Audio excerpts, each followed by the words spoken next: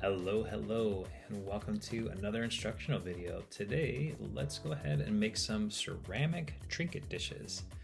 So here are the kind that I've made. These are about 4 inches, and I've got some interesting techniques to show you, or I think they are.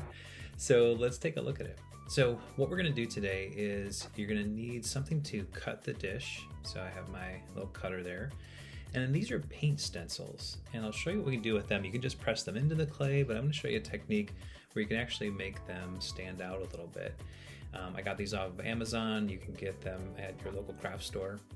But what we're going to do is we're going to make the actual design stand out using the stencil.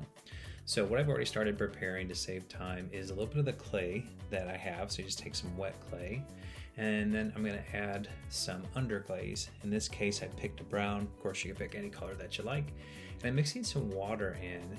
And what this is going to do is it's going to give us the kind of texture that's going to let the design stand out. So let me clean off my area and then we'll get started. And thanks again for coming today. I appreciate your time. So what we're going to do first is roll out the clay, and I have a slab roller at another station. I went ahead and already rolled these out, and I'm going to go ahead and just compress the clay down here, and I like to do that on both sides. And then to add another layer of compression, I like to use a roller, and this does a couple things. On one hand, it gives a nice way to compress the clay, but it's also going to be the back side of my dish. So when you turn a dish over, that's going to give you something to look at the bottom. Okay, so now we're going to use whatever shape you have. You can use a 3 or 4 inch, or you can get a larger cutter if you want. And I'm going to go ahead and cut out several of these at a time, just so that we can keep things moving here. And then you're just going to pull these apart and separate out the clay. Set that aside. We'll use that for another project. And next we need to smooth off the edges. So you want to gently take it off the mat, and we'll spend some time here. I did some of this off of camera just so I don't put you to sleep in this part. But you want to smooth out the edges. You want to get it as nice and round as possible. And you can see it's going to take a bit of work there. So I've gone ahead and continued with that. And now I need to clean off my mat. This is a really great cooking mat, by the way. It's been wonderful and easy to clean. So I do have my own design, and for my signature. I got this from a wonderful guy off of Etsy.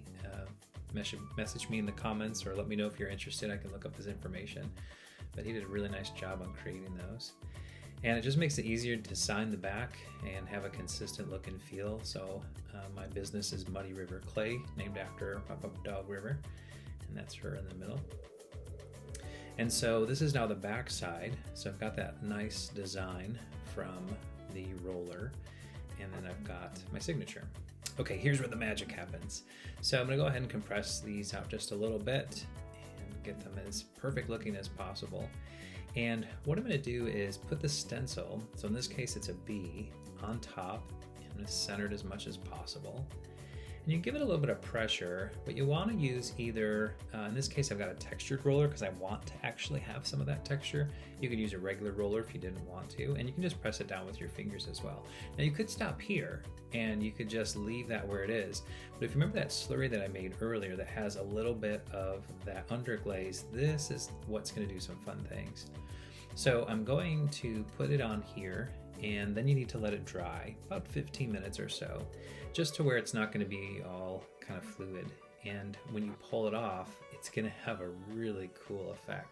So I probably could have let these dry just a little bit more. I always feel like I'm rushing when I do a video.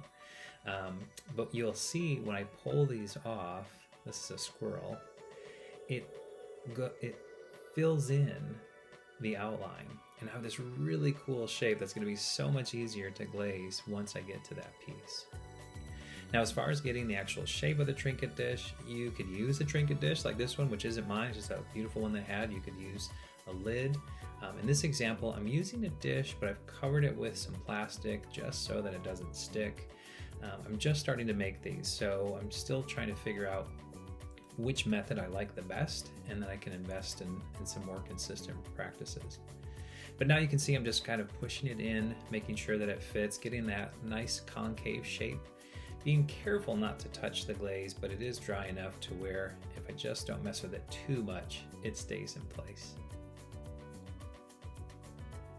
So this is the fun squirrel that I've made. And that, I think it was a 50-piece packet of stencils. There's a bazillion of them. Some of them are awesome and some of them are kind of ridiculous.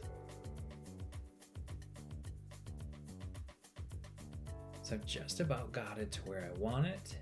And I like to do things with the edges, right? So we try to get as nice as possible, but I like to do a little bit of an edge here. So this is just a nice tool that gives me a fun little shape on the edge. And you could leave it blank. You can do whatever you like there, of course. All right, let's do another one. So I've got my shape. This is a kitty cat. And I just set that aside. And there's the cat, which would make a nice, I don't know, medallion or something, ornament. But I want to go ahead and push it into an existing Trinket dish just so I can get that shape. And you can see the ones that have more glaze are a little bit harder to work with because you're having to avoid all of that, the glaze there. You want to reshape the size because you're going to let this sit and it's going to start to firm up, and whatever shape you have is the one that you're stuck with.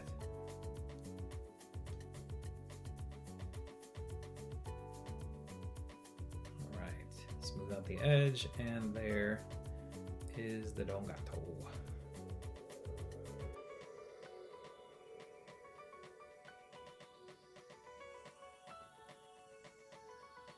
I'll go ahead and use this tool to adjust the sides. Again, optional, just something I like to do to finish them up. And let's move on to the next one. So this one's a bear. You can see I probably should have let it dry a little bit more. It's kind of just like every video. Don't follow me, do it the right way, let it dry. But in this case, I'm gonna use a cup. And this is another way to get that shape. So if you kind of just finesse it just right, you can actually get that nice concave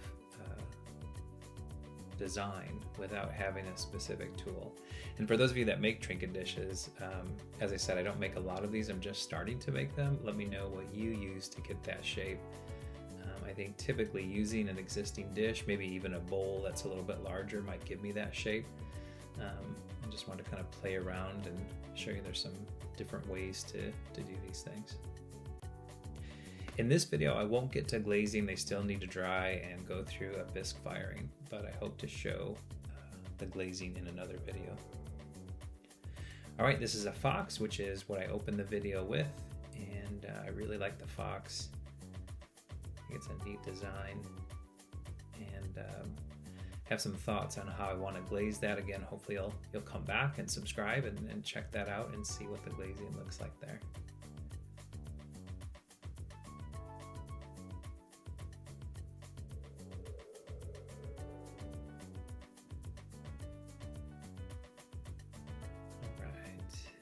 And this is just using the lid of a jar that I had, and that seems to make a pretty good shape.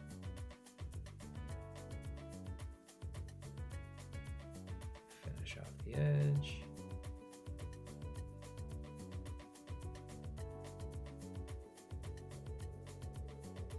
All right, and then this is just another base that I found that I thought would have a good shape. This is the bee.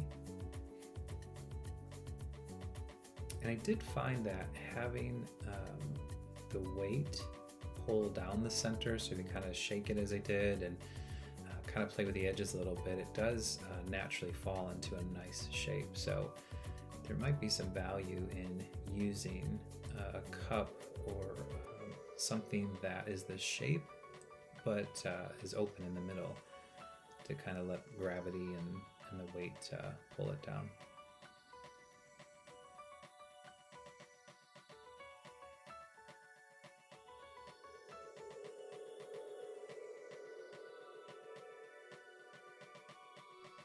All right, so now we let them dry. They go through the bisque firing and then on to glazing. Appreciate you stopping by today. Thanks for watching. Have a great day.